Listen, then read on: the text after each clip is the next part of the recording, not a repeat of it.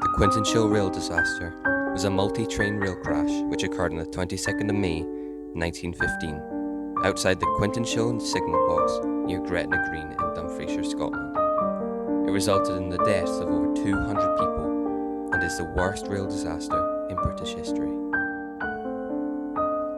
Quintinshill box controlled two passing loops, one on each side of the double-track Caledonian Main Line linking Glasgow and Carlisle, now part of the West Coast Main Line. At the time of the incident, both passing loops were occupied with goods trains and a northbound local passenger train was standing on the southbound main line. The first collision occurred when a southbound troop train travelling from Larbert to Liverpool collided with the stationary local train. A minute later, the wreckage was struck by a northbound sleeping car express travelling from London Euston to Glasgow Central. Gas from the pinch gas lighting system of the old wooden carriages of the troop train ignited, starting a fire which soon engulfed all 5 trains. Only half the soldiers on the troop train survived. Those killed were mainly territorial soldiers from the 7th Leith Battalion and the Royal Scots, heading for Gallipoli.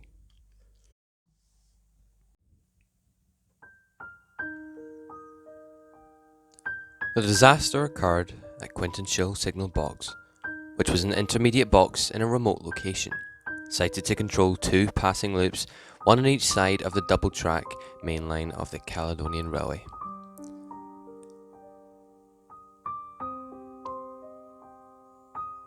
On that section of the main line between Carlisle and Glasgow, in British railway parlance, up is toward Carlisle and down is toward Glasgow. The area around was thinly populated countryside with scattered farms.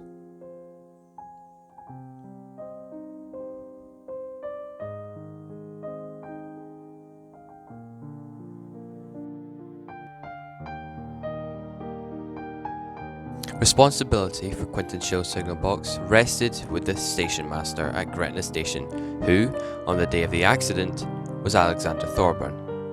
The box was staffed by 1 signalman on a shift system.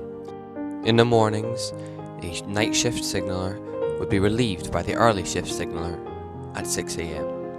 On the day of the disaster, George Meakin was the night signalman, whilst James Tinsay was to work the early day shift.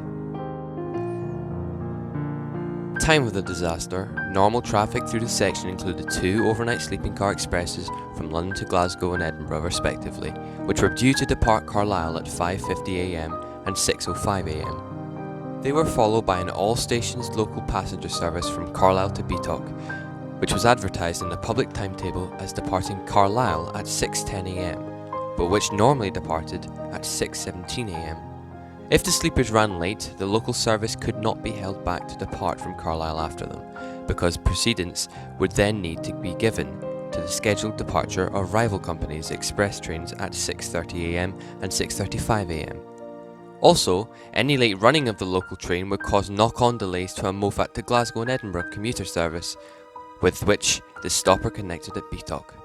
Therefore, in the event of one or both of the sleepers running late, the stopping train would depart at its advertised time of 6:10 a.m.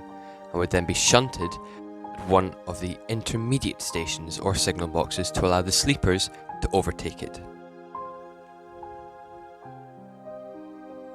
One of the locations where that could take place was Quintinshill, where there were passing loops for both up and down lines. If the down northbound loop was occupied, as it was on the morning of the accident, then the northbound local train would be shunted via a trailing crossover to the up southbound main line. Although not a preferred method of operation, it was allowed by the rules and was not considered a dangerous manoeuvre, provided the proper precautions were taken. In the 6 months before the accident, the 617 local train had been shunted at Quintinshill 21 times, and on 4 of these occasions, it had been shunted to the up line. The disaster occurred on the morning of the 22nd of May. On this morning, both of the northbound night expresses were running late, and the northbound local train required to be shunted at Quintinshill, but the down passing loop was occupied by the 450 at goods trains from Carlisle. 2 southbound trains were also due to pass through the boxes section of track, a special freight train consisting of empty coal wagons and a special troop train. With the down loop occupied, night shift signalman Meakin decided to shunt the local passenger train onto the up main line. At this point, the southbound empty coal train was standing at the up home signal to the north of Quintinshill. Accordingly, it was still occupied by the section from Kirkpatrick, the next signal box to the north. This meant that signalman Meakin had not yet telegraphed Kirkpatrick the train out of the section signal for the empty coal train, and he could not send a blocking back signal to advise Kirkpatrick signalman that the local train was standing on the up main line. Once the local train had crossed onto the up main line, Meakin allowed the empty coal train wagon to proceed into the up loop, arriving late aboard the local train. The early shift signalman Tinsley reached Quintinshill signal box shortly after 6:30 am. At 6:34 am, one of the signalmen, it was never established which, gave the train out of section bell to Kirkpatrick for the coal train. At this point, 2 crucial failures in signalling procedure occurred. These will be covered later. After being relieved by signalman Tinsley, the night duty signalman Meakin remained in the signal box reading the newspaper which Tinsley had brought. Both guards from the freight trains had also entered the signal box, and war news in the newspaper were discussed. Shortly afterwards, because the local train had stood on the main line for over 3 minutes, pursuant to Rule 55, its driver sent fireman George Hutchinson to the box, although he left at 6:46 am, having failed to fully perform the required duties. At 6:38 am, the first of the northbound expresses from Carlisle passed Quintinshill safely. At 6:42 am, Kirkpatrick offered the southbound troop train to Quintinshill. Signalman Tinsley immediately accepted the troop train, and 4 minutes later he was offered and accepted the second northbound express from Gretna Junction.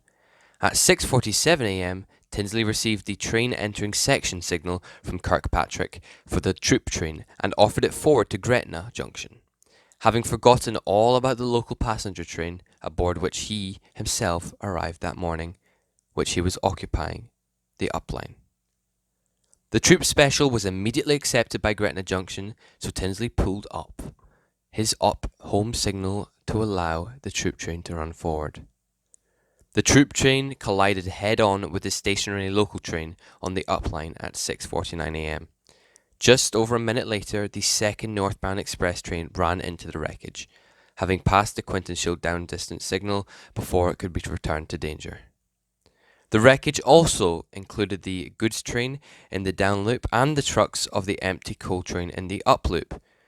At 6:53 am, Tinsley sent the obstruction danger bell signal. Both Gretna and Kirkpatrick received it, stopping all traffic and alerting others to the disaster.